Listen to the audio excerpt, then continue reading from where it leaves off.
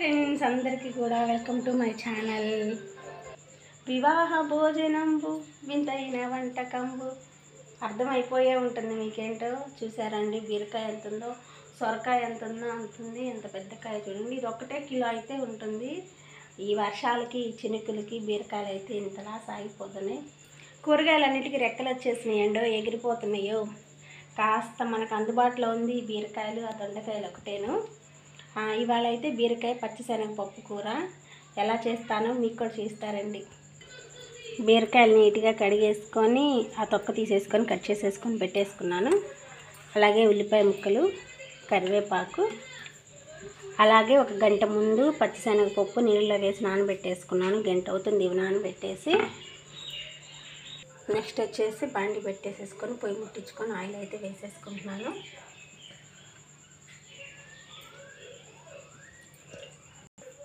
Oil వేడెక్కిన తర్వాత తాలింపు గింజలు, ఆవాలు, జీలకర్ర, పచ్చిశనగపప్పు, సాయమినపప్పు. తాలింపు ఫ్రై అయిపోయిన తర్వాత ఉల్లిపాయలు కాస్త ఫ్రై అయినాక కరివేపాకు. అలాగే ఇదే ఉల్లిపాయల్లో నానబెట్టిన పచ్చిశనగపప్పు వేస్తున్నాను ఫ్రెండ్స్. ఉల్లిపాయల్లోనే వేసేస్తున్నాను.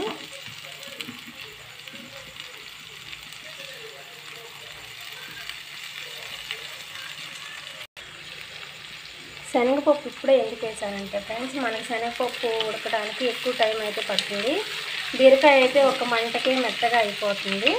ఇది ఎక్కువ టైం పడుతుంది కాబట్టి త్వరగా ఉడకదు. కాబట్టి మనం ఇలా ఉల్లిపాయ ముక్కల్లోనే వేసేస్తే అందులో ఉన్న సగం వరకు పప్పు కూడా మనకి ఆయిల్లోనే ఉడికిపోతుంది. ఇక మిగతా సగం వరకు మనకి బీరకాయ ముక్కలతో పాటు ఉడికిపోతుంది. అప్పుడు పప్పు బాగా మెత్తగా ఉడుకుతుంది.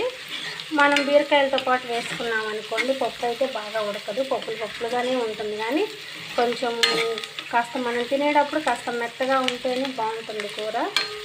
అందుకోసమని చెప్పి నేనైతే ఉల్లిపాయల్లోనే వేసేసాను. బీరకాయలతో పాటు వేసినా కూడా ఉడుకుతీలే కానండి, మరీ బాగా మెత్తగా ఉడకవు. మనకి ఇప్పుడు గుగ్గుళ్ళు ఎలా ఉంటాయో అలాగే ఉంటాయి. ఇందులో వేసుకున్నాం అనుకోండి, మనం కొంచెం పచ్చెనపప్పు అయితే మెత్తబడిపోతుంది. అందుకని నేనైతే ఇప్పుడే వేసేస్తాను. మరొక విషయం, అలాగే బీరకాయలు మనకి ఎక్కువ వాటర్ అయితే వచ్చేస్తాయి. ఉనకడానికి చాలా టైం పడుతుంది. ఈ పచ్చిశనగపప్పు మనకు ఆల్రెడీ వాటర్ తాగే ఉంటుంది కాబట్టి బీరకాయతో పాటు వేస్తే ఇదైతే ఎక్కువ వాటర్ తాగదు. ఇప్పుడు అనుకోండి మనం ఆయిల్లో వేసాం కాబట్టి ఈ వాటర్ మొత్తం ఆయిల్లోనే పోయింది.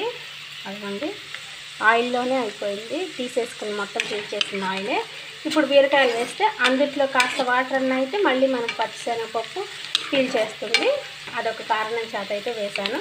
ఇప్పుడైతే వేగిపోయింది ఫ్రెండ్స్. ఉల్లిపాయలు అలాగే పచ్చిశనగపప్పు రెండు కూడా వేగిపోయింది. ఇప్పుడైతే బీరకాయ ముక్కలు వేసేద్దాం.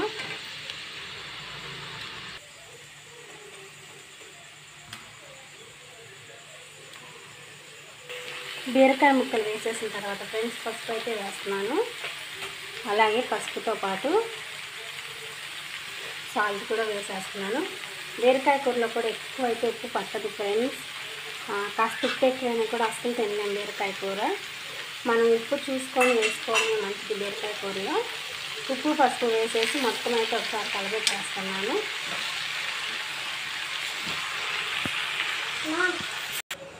మొత్తం అయితే నీట్గా కలపెట్టేసాను ఫ్రెండ్స్. ఇప్పుడైతే మూత పెట్టేస్తున్నాను. 5 నిమిషాలు అయితే ఉడకనిద్దాం. మధ్యలో కలుపుకుంటూ ఉండాలి.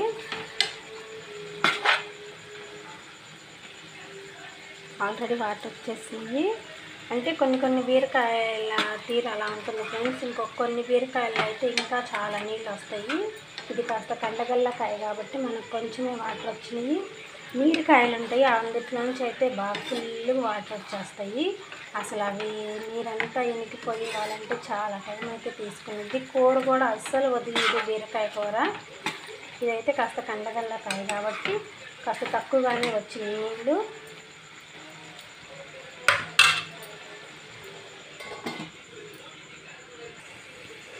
మన కూర అయితే చాలా వాటికి అయిపోవచ్చింది ఫ్రెండ్స్. బీరకాయ ముక్కలు అయితే ఉడికిపోయింది.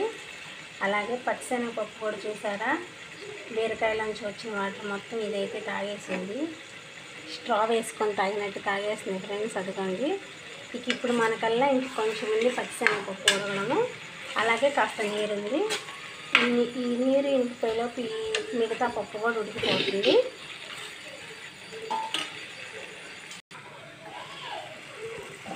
కూర అయితే ఈ మాత్రం ఉడికి నాకు ఫ్రెండ్స్ కారం అయితే వేసేస్తున్నాను. మన రుచికి తగినంత మనం ఎంతైతే తినగలమో అంత కారం కూడా వేసేస్తున్నాను.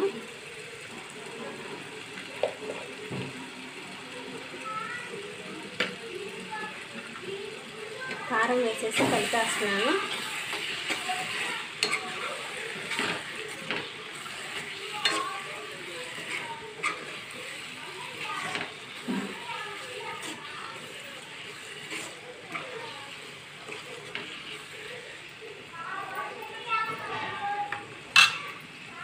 కలిపేసేసి మళ్ళీ అయితే మూత పెట్టేసేస్తున్నాను. ఓకే ఫ్రెండ్స్, ఫైనల్గా మన కూర అయితే అయిపోయింది. చూసారా, మన కూరలో అయితే ఆయిల్ కూడా బయటకు వచ్చేసింది. కూరలో నీరు మొత్తం ఇనికిపోయి ఆయిల్ అయితే పైకి తేలేసింది ఫ్రెండ్స్. ఇందుట్లో అయితే మనం మసాలా అయితే ఏమీ వేసుకోని అవసరం లేదు. నేను కూడా ఏం వేరేది చూసారు కదా, ఓన్లీ ఉప్పు, కారం, పసుపు మాత్రమే వేసాను. వేసేసి మన కూర అయితే అయిపోయింది ఫ్రెండ్స్. ఏం మసాలాలు వేయలేదు. ఈ కూర అయితే మనకి దేంట్లోకైనా సూపర్ ఉంటుంది ఫ్రెండ్స్. దోశల్లోకి కానీ, చపాతీల్లోకి కానీ, వేడి వేడి రైస్లో అయితే వేసుకొని తిన్నామంటే అసలు మనం పళ్ళెం కూడా పక్కకు తీయు, అంత మంచి టేస్ట్ అయితే ఉంటుంది ఫ్రెండ్స్. మంచి వాసన అయితే మీకు వీడియోలో తెలియట్లేదు కానివ్వండి, మంచి స్మెల్ అయితే వచ్చేస్తుంది. ఈ కూర చూస్తుంటే నాకైతే ఇప్పుడే అన్నం తినేయాలనిపిస్తుంది. చూడండి ఫ్రెండ్స్, మన పచ్చిశనగపప్పు ఎంత మెత్తగా ఉడికిపోయిందో. నేను చెప్పినట్లు కనుక వేస్తే ఇంత మెత్తగా అయితే ఉడికిపోతుంది పచ్చిశనగపప్పు. ఓకేనా ఫ్రెండ్స్, నచ్చితే లైక్ చేయండి, షేర్ చేయండి, సబ్స్క్రైబ్ చేసుకొని మన ఛానల్ని అలా ఫాలో కొట్టేసేయండి ఫ్రెండ్స్. మీతో మాట్లాడుతూ నేను టైం అయితే అయిపోయింది ఫ్రెండ్స్, పిల్లలకి స్కూల్కి మీతో మాట్లాడుతూ వీడియో పెట్టేసరికి కూడా టైం అయితే అయిపోయింది, లేట్ పట్టేసింది. పిల్లలకైతే టైం అయిపోతుంది ఫ్రెండ్స్. ఓకేనా ఫ్రెండ్స్, నచ్చితే లైక్ చేయండి, షేర్ చేయండి, సబ్స్క్రైబ్ చేసుకోండి, మన ఛానల్ని సబ్స్క్రైబ్ చేసుకోండి ఫ్రెండ్స్. మీరు అలా సబ్స్క్రైబ్ చేస్తూ ఉండండి. నేను ఇలా పిల్లల్ని అయితే స్కూల్కి పంపించేసేస్తాను ఫ్రెండ్స్. బాయ్.